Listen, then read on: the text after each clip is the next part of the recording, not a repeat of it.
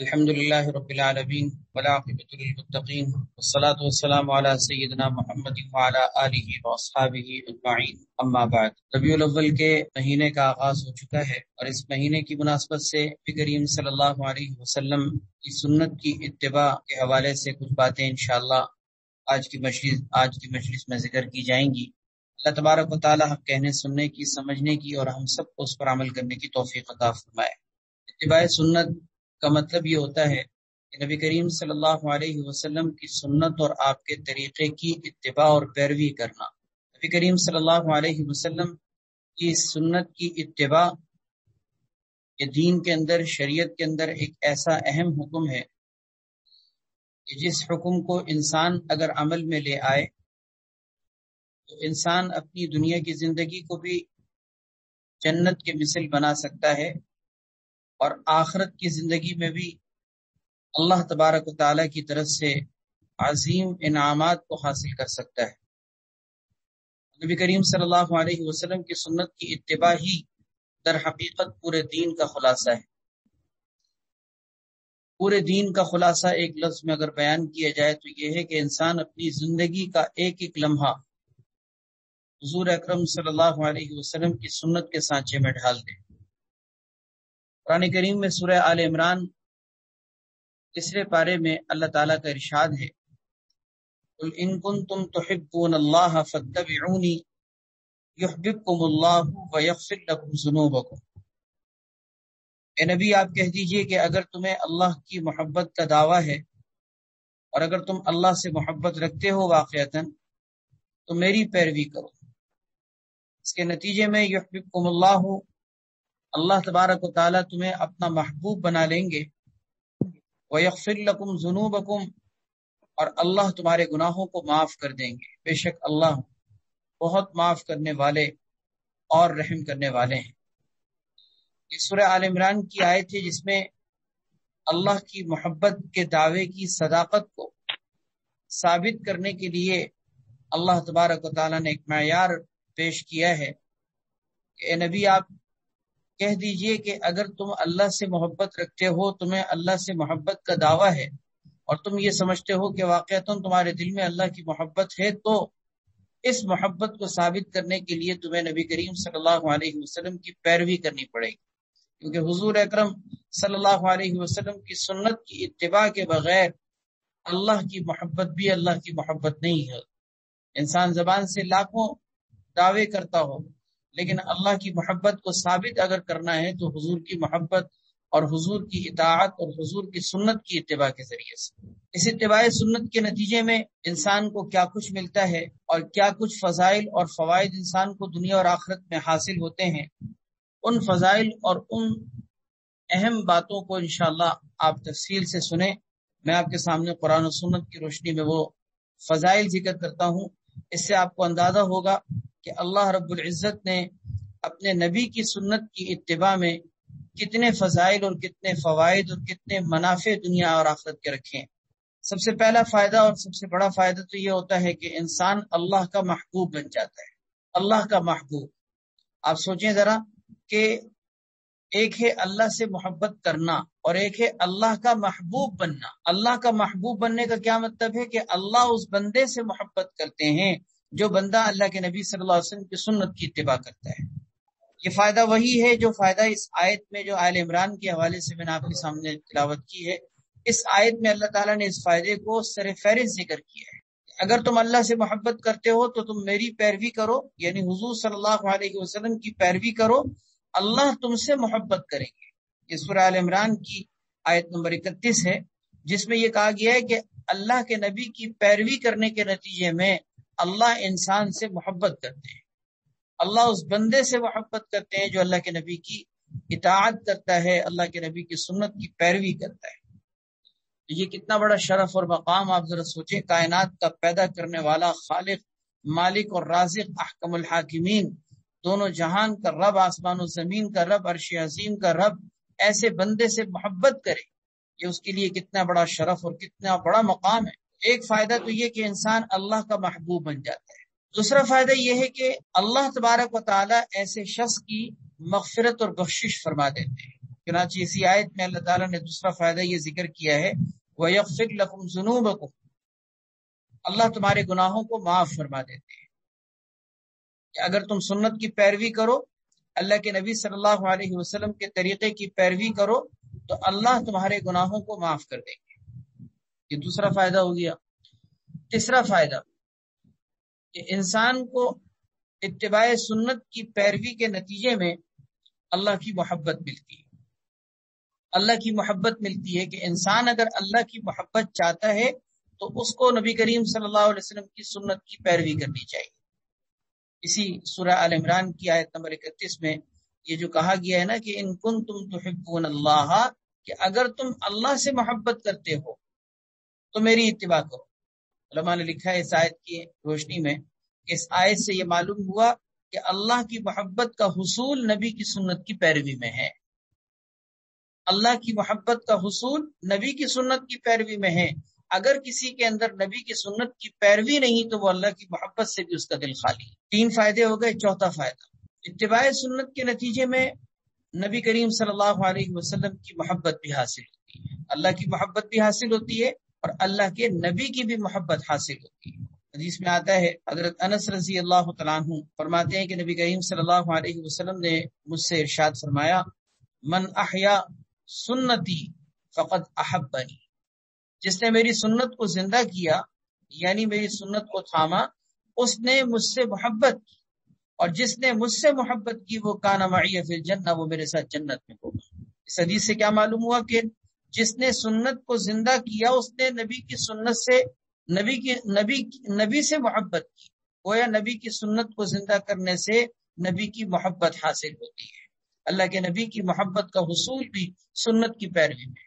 جو شخص جتنا نبی کریم صلی اللہ علیہ وسلم کی سنت کی پیروی کرے گا اتنا زیادہ اس کے دل میں اللہ کے نبی کی محبت پیدا ہو۔ مشہور حدیث ہے، اللہ کے نبی صلی اللہ علیہ وسلم نے فرمایا، لا یؤمن احدکم حتی اکون احب الیہ من والدہ وولدہ والناس اجمعین، تم میں سے کوئی شخص اس وقت تک کامل مومن نہیں ہو سکتا جب تک کہ میں اس کی نگاہ میں اس کے والد سے بھی زیادہ، اس کی اولاد سے بھی زیادہ اور تمام بنی نوع انسان سے زیادہ محبوب نہ بن جاؤ۔ اب اس حدیث کی روشنی میں ہم اس بات کو تو جانتے اور سمجھتے ہیں کہ اللہ کے نبی کی محبت سب سے زیادہ ہونی چاہیے، اپنے والد سے بھی زیادہ، اپنی اولاد سے بھی زیادہ، اپنے خونی قریبی رشتوں سے بھی زیادہ، حتیٰ کہ اپنی جان سے بھی زیادہ۔ جب تک اللہ کے نبی کی محبت اس معیار پر نہیں آئے گی اس وقت تک انسان کامل مومن نہیں ہو سکتا۔ اب یہ بات ہم سب جانتے تو ہیں، لیکن یہ کیسے پتہ چلے گا کہ ہمارے دل میں اللہ کی نبی کی محبت سب سے زیادہ ہے؟ یہ کیسے پتہ چلے گا؟ ایک انسان کو اس بات کا احساس کیسے ہو سکتا ہے، اس کو اس بات کا علم کیسے حاصل ہو سکتا ہے کہ میرے دل میں اللہ کے نبی کی محبت سب سے زیادہ ہے، یا میری اولاد کی محبت سب سے زیادہ ہے، میرے دل میں اللہ کے نبی کی محبت سب سے زیادہ ہے، یا مال اور دولت اور دنیا کی رنگینیوں کی محبت میرے دل میں زیادہ ہے؟ یہ بات کیسے پتہ چلے گی؟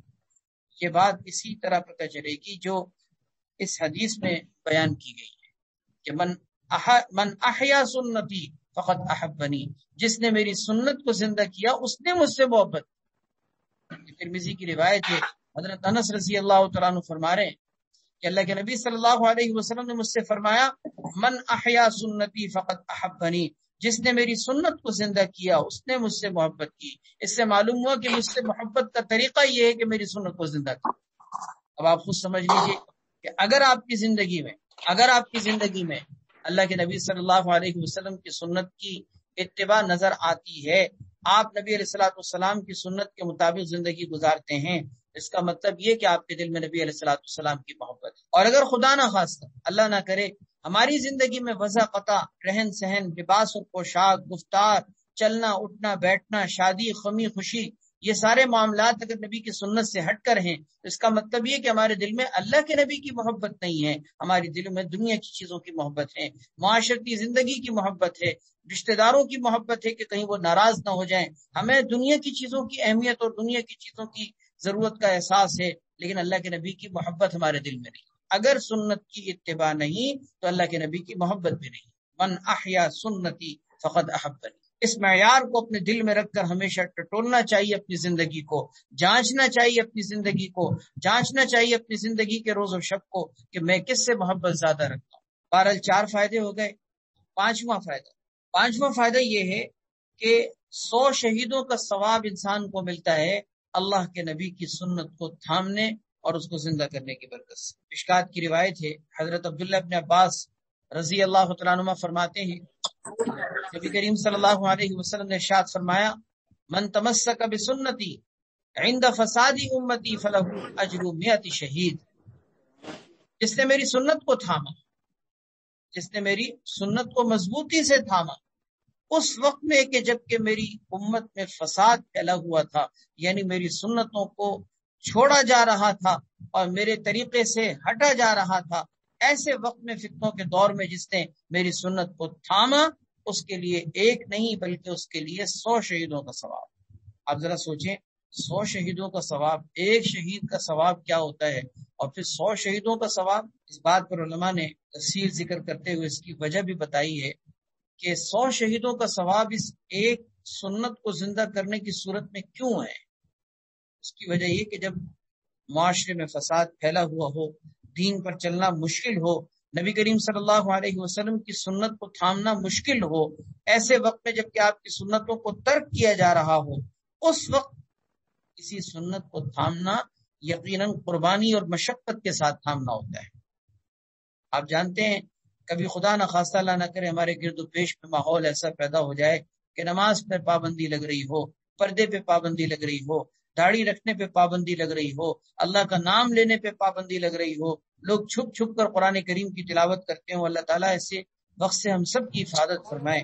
دنیا کے کئی علاقوں میں اس طرح کے حالات کا سامنا ہو رہا ہے. اگر اس طرح کی صورتحال ہو اس وقت دین کو تھامنا، سنت کو تھامنا، اللہ کے دین کے مطابق زندگی گزارنا یقیناً قربانی اور مشقت والا معاملہ ہوتا ہے، لیکن اس وقت اجر بھی بڑھ جاتا ہے. اور آج ہم معاشرے میں بڑی تیزی سے ایسے ماحول کی طرف جا رہے ہیں. آپ کو پتہ ہے پوری دنیا میں کس طرح دین کے خلاف، دین بیزاری کا ماحول، دین دشمنی کا ماحول کس طرح سے کریٹ کیا جا رہا ہے، کس طرح سے دینداروں سے نفرتیں کی جا رہی ہیں اور داڑھی کا مذاق اڑایا جا رہا ہے، پردے کا مذاق اڑایا جا رہا ہے، مسلمانوں کا، اسلام کا، دین کا، شریعت کا، قرآن کا مذاق اڑایا جا رہا ہے. یہ کس طرح سے ماحول تیزی سے بدل رہا ہے. لیکن یاد رکھیے جب دین پر چلنا مشکل ہوتا ہے اللہ تعالیٰ اس کا اجر بھی بڑھا دیتے ہیں. چنانچہ حدیث کے مطابق اللہ کے نبی صلی اللہ علیہ وسلم نے ارشاد فرمایا، المتمسک بسنتی عند اختلاف امتی کالقابض علی الجمر. میری امت میں اختلاف کے وقت میں، میری امت میں اختلاف اور فساد کے وقت میں سنت کو تھامنے والا، میرے طریقے کو تھامنے والا ایسا ہے جیسے انگارے کو مٹھی میں لینے والا. انگارے کو مٹھی میں لینا کوئی آسان کام ہے؟ کسی انگارے کو چھونا مشکل کام ہے، اس کو مٹھی میں تھامنا اور پکڑنا کتنا مشکل. فرمایا اس طرح سے میری سنت کو تھامنا مشکل ہوگا، لیکن بہرحال اس وقت میں اللہ کی طرف سے اجر بھی بڑھ جائے. ایک روایت میں تو بلکہ یہاں تک ذکر کیا گیا ہے کہ آپ نے ایسے ماحول میں دین کو تھامنے والے کے لیے 50 افراد کا اجر بیان کیا ہے کہ ایک شخص کو 50 آدمیوں کا ثواب ملے. صحابہ نے پوچھا کہ وہ 50 افراد ہم میں سے یا ان میں سے؟ آپ نے فرمایا تم میں سے. اللہ اکبر. تم میں سے کا مطلب کیا کہ صحابہ میں سے 50 افراد کا ثواب اللہ اس وقت اس کو عطا فرمائیں گے جو اس وقت میں دین کو تھامے گا، جبکہ اپنے ہاتھ میں انگارے کو، اپنی مٹھی میں انگارے کو لینے والے کی طرح اس کو چلنا پڑے گا. بہرحال مشکلات اللہ کے راستے میں، اللہ کے دین کو تھامنے میں آتی ہیں، لیکن ان کو برداشت کرنا یہ ایمان کی پہچان ہے. 5 فائدے ہو گئے اتباع سنت کے. 6واں فائدہ، ایسا شخص خوش نصیب اور خوش بخت کہلاتا ہے. حدیث کے مطابق اللہ کے نبی صلی اللہ علیہ وسلم نے، ترمذی کی روایت ہے کہ ایسے شخص کو خوش بخت قرار دیا ہے اور خوش نصیب قرار دیا ہے کہ جو اللہ کے نبی کی سنت کو تھا. ترمذی کی روایت ہے، اللہ کے نبی صلی اللہ علیہ وسلم کا ارشاد ہے، ان الدین بدأ غریبا ویرجع غریبا. دین یقیناً بڑی اجنبیت کی حالت میں شروع ہوا. اجنبیت کا مطلب یعنی جس وقت شروع ہوا تھا کوئی اسے جانتا نہیں تھا، لوگوں کے لیے یہ ایک اجنبی سی بات تھی کہ اللہ کی وحدانیت کی گواہی دی جائے، اللہ کے ساتھ کسی کو شریک نہ ٹھہرایا جائے، بتوں کی پرستش نہ کی جائے، ایک خدائے وحدہ لا شریک لہو کی عبادت کی جائے. یہ دین اجنبیت کی حالت میں شروع ہوا تھا، لوگ اس کو جانتے نہیں تھے. لیکن آہستہ آہستہ لوگ مانوس ہوتے گئے، دین میں داخل ہوتے گئے، لوگوں کو پتہ چلا، ظلمت اور اندھیرے چھٹتے گئے. پھر بعد میں یہ دین پھیل گیا، اس کے پرچم، اس کے پھریرے ساری دنیا میں لہرانے لگے، لیکن آپ نے فرمایا کہ ان قریب ایسا وقت آئے گا، ان قریب ایسا وقت آئے گا کہ ویرجع غریبا، دوبارہ سے پھر دین اجنبیت کی حالت میں لوٹ جائے، پھر سے دین اجنبی ہو جائے گا، نامانوس سا ہو جائے گا۔ لیکن آپ نے فرمایا کہ فطوبى للغرباء، ان اجنبیوں کے لیے خوشخبری ہے، خوش بختی ہے، خوش نصیبی ہے جو میرے بعد میری سنت میں لوگوں کی فاسد کردہ چیزوں کی اصلاح کریں گے۔ لوگوں نے میری سنت میں جو غلط چیزیں داخل کر دی ہوں گی، میرے طریقے میں جو غلط قسم کی چیزیں ایڈ کر دی ہوں گی، بدعات کو سنت کا نام دے کر دین کی اتباع کی جا رہی ہوگی، لوگ بدعتوں کی اتباع کر کے سمجھ رہے ہوں گے ہم نے سنت کی اتباع کی ہے۔ فرمایا ان خوش نصیب لوگوں کے لیے خوش بختی ہے، خوشخبری ہے، خوش قسمتی ہے کہ جو ایسی دین کے اندر فاسد کردہ چیزوں کو الگ کر دیں گے اور لوگوں کے سامنے واضح کر دیں گے کہ دیکھو یہ سنت نہیں، یہ بدعت ہے، یہ حق نہیں، یہ باطل ہے، یہ سچ نہیں، یہ جھوٹ ہے۔ خوش نصیبی ہے ایسے لوگوں۔ انسان جب سنت کو تھامتا ہے، اللہ کے نبی کے طریقے کو تھامتا ہے، تو اللہ کے نبی صلی اللہ علیہ وسلم کی مبارک اس بشارت کے اندر ایسے لوگوں کے لیے خوش بختی اور خوش نصیبی بیان کی گئی۔ ساتواں فائدہ یہ ہے کہ یہ سنت کو جو انسان تھامتا ہے اور سنت کے طریقے کو رائج کرتا ہے، ایسا شخص در حقیقت صدقہ جاریہ کے کام میں حصہ لیتا ہے۔ صدقہ جاریہ سمجھتے ہیں کہ شاید کنواں کھدوانے کا نام ہے۔ کسی کو اگر آپ نے پانی پینے کا جو ہے وہ کوئی کولر رکھ دیا، یا آپ نے کہیں نہر کھدوا دی، آپ نے کوئی کنواں کھدوا دیا، آپ نے کوئی مسجد بنوا دی، آپ نے مسجد میں قرآن کریم رکھوا دیے، تو شاید یہی صدقہ جاریہ ہے؟ نہیں، صدقہ جاریہ یقیناً یہ ہے، لیکن اس کے اندر محصور نہیں ہے کہ صرف صدقہ جاریہ صرف کنواں کھدوانے کا نام ہے۔ صدقہ جاریہ کی بہت سی شکلیں ہیں، ان میں سے حدیث کے مطابق ایک بہترین صدقہ جاریہ سنت کو رواج دینا بھی ہے۔ سنت کو رواج دینا کا مطلب یہ ہے کہ سنت کو رائج کر دینا۔ آپ اپنے علاقے میں، اپنے گرد و پیش میں، اپنے ماحول و معاشرے کے اندر، اپنے خاندان کے اندر، اپنی فیملی کے اندر اگر کوئی ایسی سنت کے جو آپ کے ذریعے سے رائج ہو گئی، لوگ نہیں کرتے تھے، آپ نے اس طریقے کو جاری کر دیا، آپ نے جاری نہیں کیا، آپ نے اپنے لیے صدقہ جاریہ کو جاری کر دیا، آپ مر بھی جائیں گے، قبر میں بھی چلے جائیں گے، اللہ پاک آپ کی اس سنت کو رائج کرنے کی برکت سے جتنے لوگ اس سنت پر عمل کریں گے، اللہ کے نبی صلی اللہ علیہ وسلم کی مبارک بشارت کے مطابق ان سب کا ثواب آپ کو بھی ملے گا۔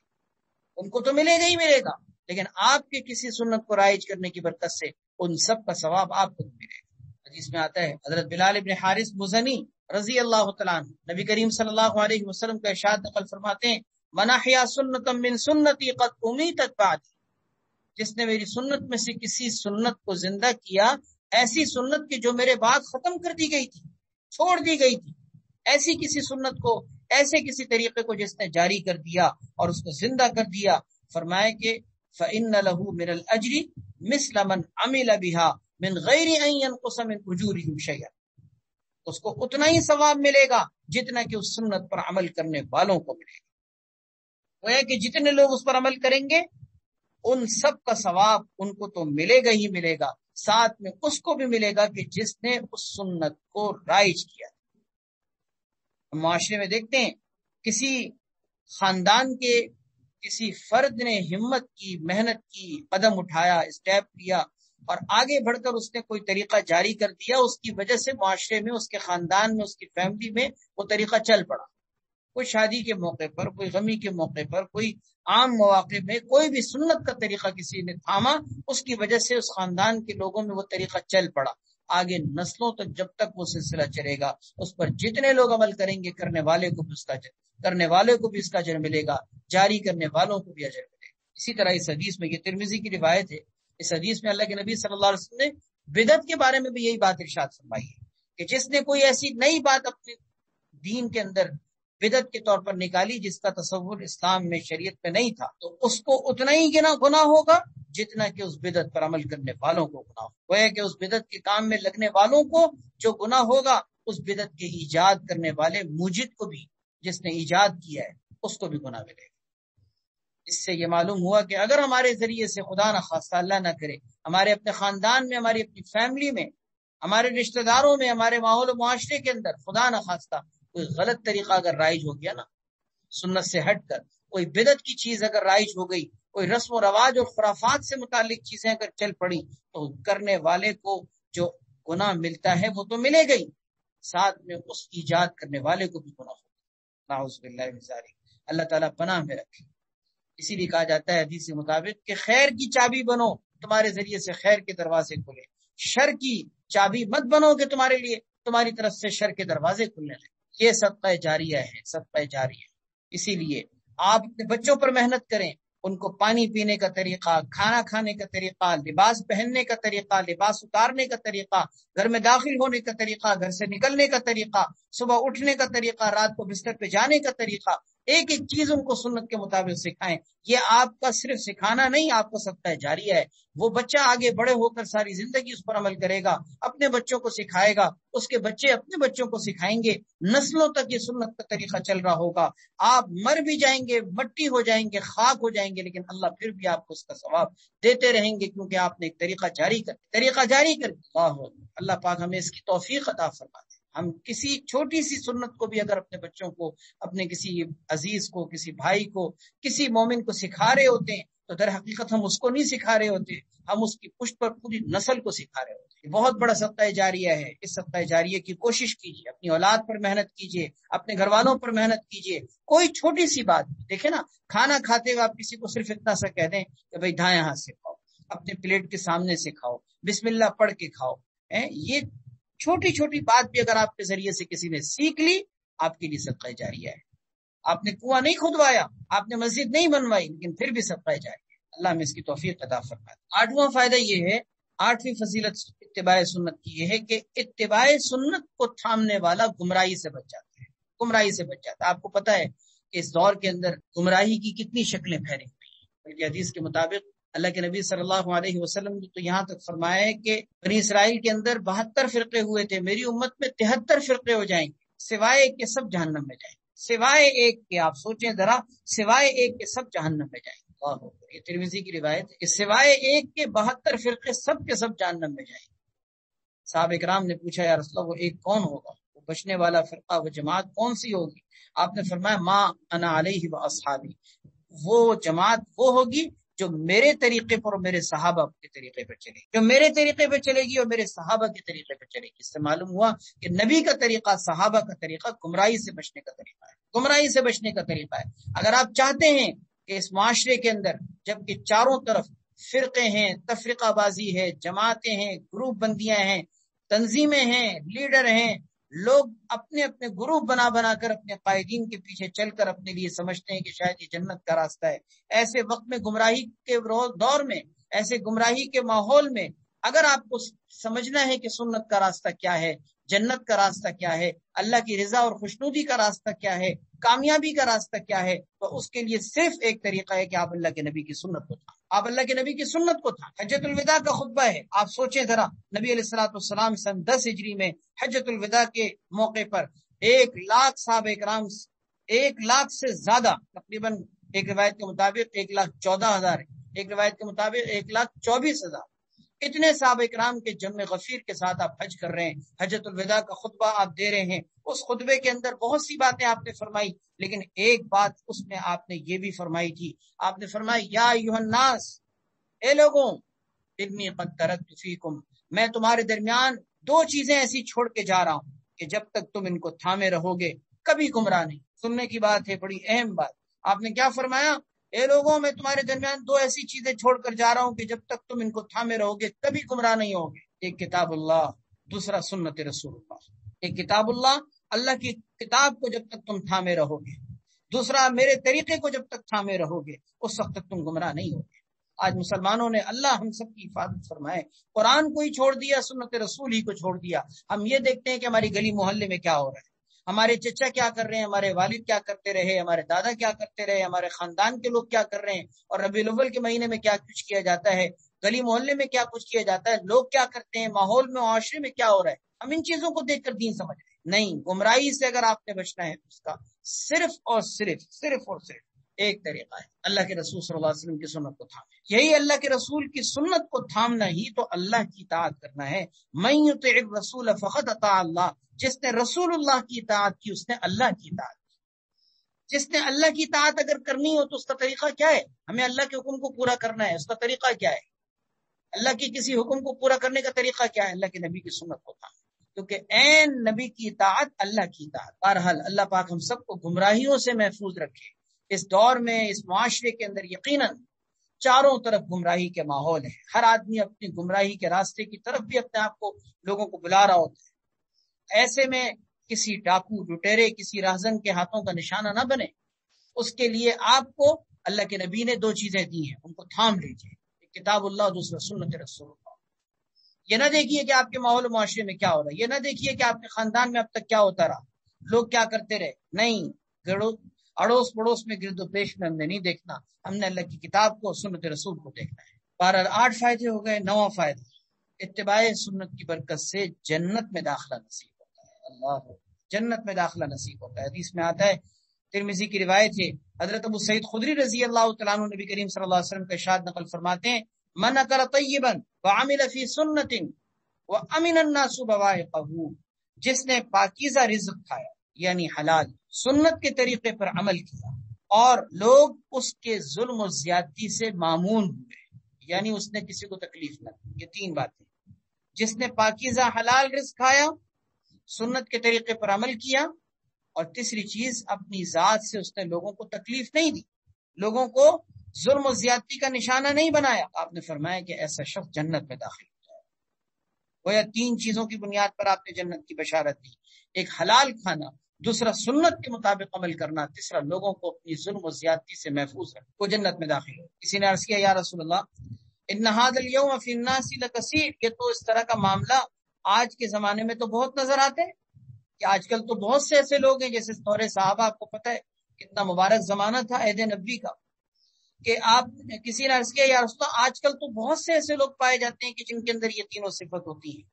آپ صلی اللہ علیہ وسلم نے فرمایا، وَسَيَكُونُ فِي قُرُونٍ بَعْدِي، ان قریب میرے بعد بھی ایسے لوگ ہوں گے کہ جن کے اندر اس طرح کی چیز پائی جائے گی، میرے بعد بھی ایسے لوگ ہوں گے۔ گویا آپ نے اپنے بعد قیامت تک ایسے لوگوں کی بشارت سنائی کہ ایسے لوگ دنیا میں ضرور موجود رہیں گے۔ اللہ ہمیں ان میں شامل کر، اللہ ہمیں ان میں شامل کر دے کہ ہم ان لوگوں میں شامل ہو جائیں جن کے اندر یہ 3 صفتیں اللہ کے نبی نے فرمائی ہیں کہ ان 3 صفتوں کی بنیاد پر جنت میں داخلہ ہو۔ اور روایت میں حضرت ابو ہریرہ رضی اللہ تعالیٰ عنہ نبی کریم صلی اللہ علیہ وسلم کا ارشاد نقل فرماتے ہیں، کل امتی یدخلون الجنۃ الا من ابا، میری امت کے تمام لوگ جنت میں داخل ہوں گے سوائے اس کے جو انکار، سوائے اس کے جو انکار کرتے۔ لوگوں نے عرض کیا، یا رسول اللہ ومن یابا، یا رسول اللہ وہ انکار کرنے والا کون ہے؟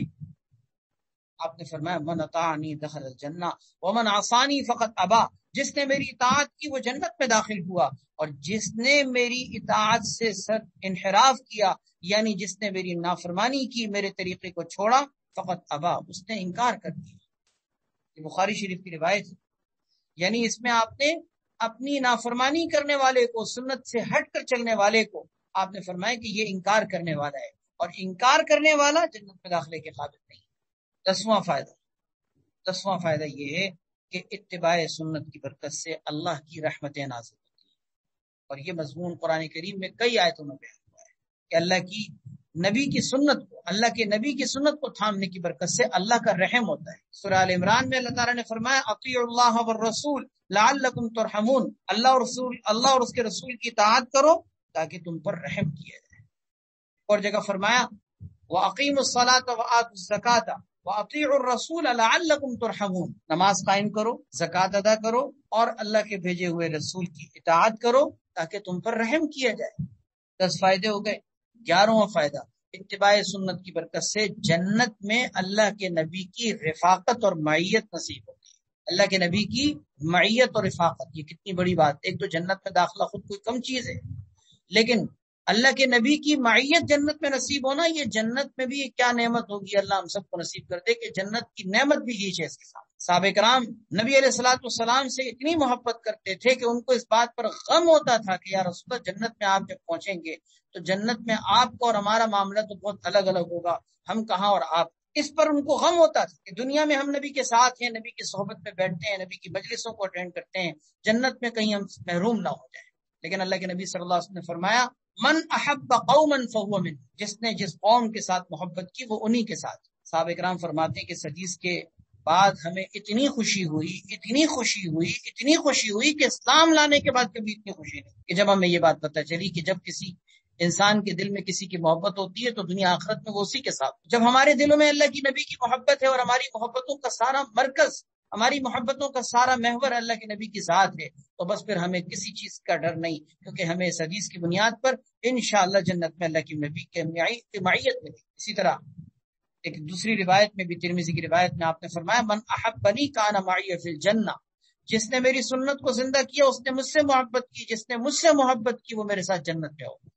اس سے معلوم ہوا کہ سنت کی اتباع اور اللہ کے نبی کی محبت ایسا عمل ہے کہ جس کی بنیاد پر جنت میں حضور کی رفاقت نصیب ہو۔ اللہ پاک ہم سب کو اتباع سنت نصیب فرما دے۔ یہ کچھ فضائل اور کچھ فوائد ذکر کیے گئے ہیں، ورنہ قرآن و حدیث کے اندر اس کے فضائل اور فوائد اس سے کئی گنا زیادہ ہیں۔ چند باتیں میں نے ذکر کی، اللہ پاک کہنے والے کو بھی سننے والے کو بھی عمل کی توفیق عطا فرمائے، اور ان فضائل اور ان فوائد کو اللہ پاک ہم سب کو حاصل کرنے والا بنائے، اور ہم سب کو اتباع سنت کی اللہ تبارک و تعالی توفیق عطا فرما دے۔ وآخر دعوانا الحمدللہ رب العالمین۔ دعا فرما لیجیے، جو کچھ کہا سنا کیا اللہ تعالیٰ عمل کی توفیق عطا فرمائے، ہماری اس مجلس کو بھی قبول فرمائے، اس میں شامل ہونے والوں کو بھی اللہ تبارک و تعالیٰ اپنے محبوب بندوں میں اور اپنے نبی کی سنت کے اوپر عمل کرنے والے بندوں میں شامل فرما دے۔ الحمدللہ رب العالمین والعاقبۃ للمتقین والصلاۃ والسلام علی سیدنا محمد وعلی آلہ واصحابہ اجمعین۔ یا رب العالمین اپنے فضل و کرم سے ہماری اس مجلس کو قبول فرما۔ اے اللہ، اے رب کریم، آپ کے تذکرے ہوئے، آپ کے نبی کی محبت کے تذکرے ہوئے، اتباع سنت کے تذکرے ہوئے، اللہ اس مجلس کی برکات ہم سب کو نصیب فرما، اور اس کی برکت سے ہم سب کو یا اللہ ہدایت نصیب فرما، ہم سب کی اصلاح فرما، ہم سب کو اتباع سنت کی توفیق عطا فرما۔ یا اللہ ہمارا رہن سہن، ہماری غذا قطع، لباس اور پوشاک، کھانا پینا، اٹھنا بیٹھنا، شادی غمی خوشی، سب زندگی کے تمام مراحل، زندگی کے تمام شعبے یا اللہ سنت کے سانچے میں ڈھال دے۔ اللہ میں سر کے بالوں سے لے کے پاؤں کے ناخنوں تک پورا کا پورا جسم ظاہر و باطن کے اعتبار سے سنت کے سانچے میں اللہ ڈھالنے کی توفیق عطا فرما دے۔ اے اللہ ہمارے ظاہر کو بھی، ہمارے باطن کو بھی، ہماری سوچ کو بھی، ہماری فکر کو بھی، ہمارے خیالات کو بھی، ہمارے جذبات کو بھی سنت کے سانچے میں ڈھال دے۔ یا اللہ سنت کی اتباع کی توفیق نصیب فرما۔ اے رب کریم، اب تک اتباع سنت کے حوالے سے جو ہمیں کوتاہیاں پائی گئیں، لغزشیں ہوئیں، یا اللہ اپنے فضل و کرم سے معاف فرما دے۔ یقیناً ہم نے بہت جگہوں پر یا اللہ تیرے نبی کے طریقے کو چھوڑا ہے۔ اے اللہ ہم اس بات کا آج اس مجلس میں عزم اور پختہ ارادہ کرتے ہیں کہ اب انشاءاللہ تیرے نبی کی سنت کے مطابق زندگی گزاریں گے۔ اے رب کریم اپنے فضل و کرم سے ہمارے اس عزم اور حوصلے کو پائے تکمیل تک پہنچانے میں تو ہمیں توفیق عطا فرما، کیونکہ ہم کسی بھی چیز کا کیا ارادہ کر سکتے ہیں، ہمارے اندر کوئی یا اللہ طاقت اور قوت نہیں۔ اے رب کریم تو نے ہمیں توفیق دی ہے، اے رب کریم اپنے فضل و کرم سے اس مجلس میں آنے کی توفیق دی، ان باتوں کو سننے کی توفیق دی۔ اے رب کریم اب ہمیں اتباع سنت کی بھی توفیق عطا فرما دے۔ اے اللہ اتباع سنت کی بھی ہمیں توفیق عطا فرما دے۔ اے اللہ ہمیں بھی، ہمارے بچوں کو بھی، ہمارے بوڑھوں کو، جوانوں کو، خواتین کو، مردوں کو، یا اللہ سب کو اتباع سنت کی توفیق عطا فرما۔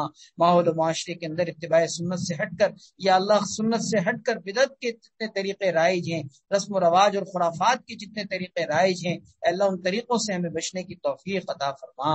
اے اللہ ہم سب کو کتاب اللہ اور سنت رسول اللہ کو تھامنے کی توفیق عطا فرما، اور ہر طرح کی گمراہی سے، عقیدے اور عمل کی گمراہی سے ہم سب کی حفاظت فرما۔ ہماری اس مجلس کو قبول فرما۔ یا اللہ جو لوگ اس مجلس میں یا اللہ محبت کے ساتھ آتے ہیں، عقیدت کے ساتھ آتے ہیں، اتباع کی نیت سے آتے ہیں، سننے کے لیے آتے ہیں کہ ہدایت کی کوئی باتیں سننے کو، کہنے کو مل جائیں، اے اللہ اپنے فضل و کرم سے سب کو ہدایت نصیب فرما۔ یا اللہ سب کی زندگی میں برکت عطا فرما، سب کی روزی میں برکت عطا فرما۔ یا اللہ سب کے گھروں میں دینی ماحول پیدا فرما، سب کے بچوں کو نیک و صالح متقی پرہیزگار بنا، سب کی زندگیوں سے ہر طرح کی پریشانیوں کا خاتمہ فرما، سب کے تمام مسائل حل فرما، سب کے دلوں میں موجود جو نیک تمنائیں ہیں ان کو پائے تکمیل تک پہنچا، اور ہر قسم کے شرور و فتن سے ہم سب کی حفاظت فرما۔ سبحان ربک رب العزت عما یصفون وسلام علی المرسلین والحمد للہ رب العالمین۔ آمین یا رب العالمین برحمتک یا ارحم الراحمین۔